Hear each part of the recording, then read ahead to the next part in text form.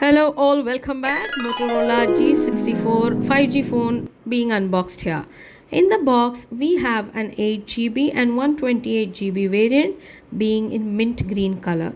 We have two more colors too. This box contains a handset, of course, and manuals to read on, and then it has a 12 GB and 256 GB variant too. This variant has costed us 13,999.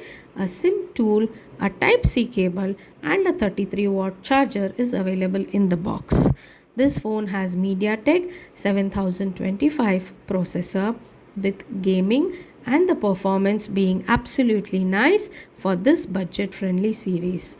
Let's see what's on the side. A power button, a volume up and down. On the topmost side, we have noise cancellation and Dolby sound. The SIM tray on the side being hybrid slot, 3.5 mm jack and speakers. The weight is 195 grams. Display is 6.5-inch Full HD IPS display. Now this phone has a 50 megapixel and 16 megapixel ultra wide camera, 16 megapixel being the selfie.